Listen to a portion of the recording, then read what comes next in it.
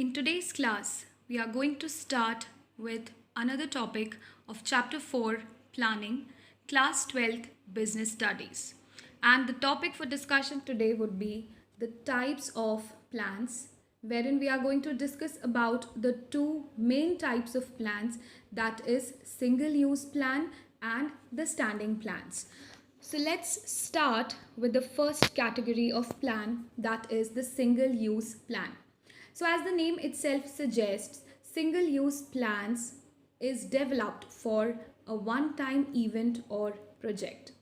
Such a course of action or plan is not likely to be repeated in future. That is, it is non-recurring, non-repetitive in nature, which means single-use plans can only be used for one-time purpose. Once the plan is being made, the objective is achieved, then for the next time the same plan cannot be brought for use, and hence it is known as single use plans.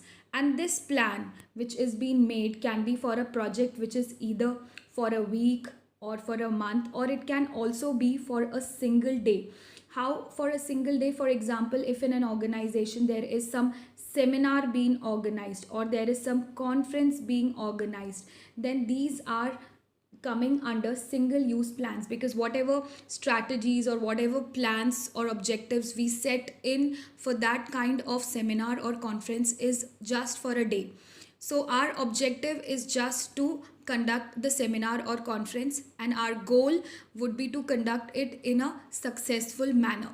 So whatever plans we make for that, whatever objectives we set for that, will be used only for once. The next time whenever we conduct the seminar, the objectives and the plans would be according to the requirement of that particular seminar. So it was a simple example of a single use plan which cannot be repeated or which cannot be used in the other times, which means it is non-recurring or non-repetitive in nature and can be used only for one time event, purpose or project. Some of the examples of single use plans are budgets, programs and projects. So programs, generally it consists of identifying the steps, which means what needs to be done, procedures required, which means how it is to be done for opening new departments and doing other minor works. So all the plans regarding programs come under these things. And the projects might look similar to programs, but they differ in scope or complexities. Like the projects may be of a large scale project which needs a lot of time, effort, as well as a very strong strategic planning.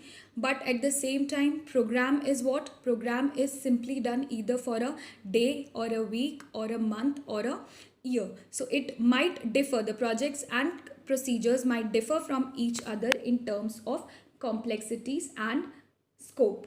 In the same way, what do you mean by the term budget? Budget actually refers to the statement of expenses, revenue and income for a specific period. So you know that every organization sets up its budget for the current financial year, right?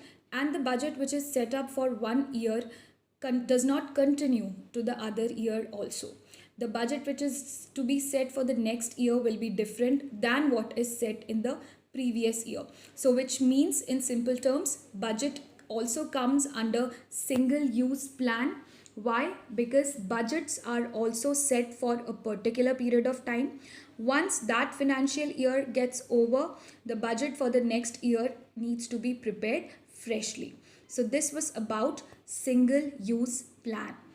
Now let's move on further and come to the second category of plan, which is known as the standing plan. It is just the opposite of single use plan. A standing plan is used for activities that occur regularly over a period of time. So which states that a standing plan can be used for more than one time purpose. So whatever the activities occur regularly, so which means it is recurring in nature. Standing plan is repetitive in nature. It can be used for more than one time. It can also be used for conducting the activities for more than a single time. This is known as standing plan. The main objective of standing plan is to ensure that all the internal operations, whether it is financial or production or marketing or sales, all these kind of internal operations in the organization run smoothly. They work with efficiency. Standing plan ensures that, and it also enhances the efficiency of routine decision making, because day to day activities which are done in the organization also take some of the decision making techniques. So what happens here, standing plan gives them the basis for decision making, and standing plans are generally developed once, but it is modified from time to time to meet business needs as required. So once the standing plans are being made, they can be modified, they can be changed according to the changing business requirements.